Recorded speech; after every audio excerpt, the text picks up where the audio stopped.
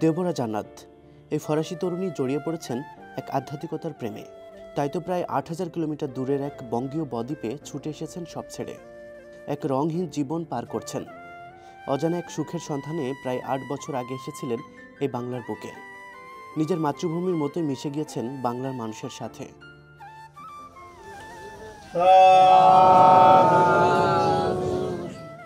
২০১৬ সালে বাউল সম্রাট লালন শাহর জীবন দর্শন নিয়ে জানতে বাংলাদেশে আসেন দেবরা কিউকারম্যান। এরপর আটকে গেছেন সেই জীবনা দর্শনের কাছে। বাউলদের এই জীবনাচারে খুঁজে পেয়েছেন প্রশান্তি। থেকে যান প্রখ্যাত বাউল ফকির নহির শাহর শিষ্য হয়ে। অনেকে মনে করে আমার আর পথ হলো যা খুশি তাই, দেখে ভব ঘুরে হাত শূন্য, বুদ্ধি শূন্য, সংসার শূন্য, গাঁজাখর এই দেখছে মানুষ। ছেলে মেয়ে একসঙ্গে ঘুরছে এই দেখছে। জিহাদ ছাড়া ধর্ম হয় না, কারণ মূল জিহাদ সমাজের সাথে না, মূল জিহাদ নিজেরই সাথে। যতদিন আমার অহংকার থাকে ততদিন মানুষ যা বলবে, যা আমাকে নিয়ে ভাববে, সেটা আমার গায়ে লাগবে। অহংকারকে বিসর্জন না করার পর্যন্ত ধর্ম হবে না। এটা আসল জবাই। সেই জবাইটা করতে পারলে ঘাত প্রতিঘাত থাকলো না থাকলেও কিছু যায় আসে না।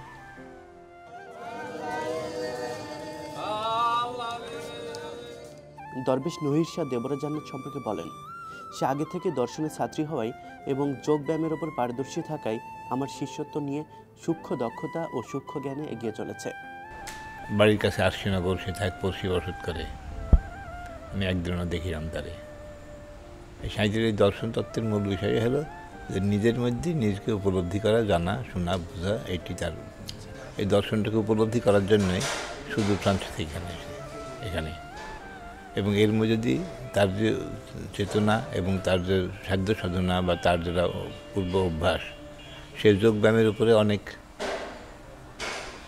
চর্চা করা মানুষ। আর যোগব্যায়ামের মূল বিষয় হলো আত্মদর্শন।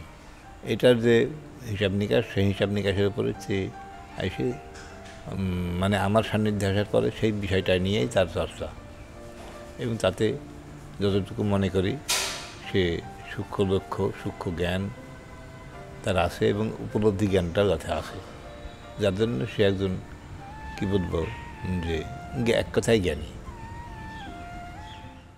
মানুষ ভজলে যে শোনার মানুষ হওয়া যায়, তার প্রমাণ দেবরা জান্নাত।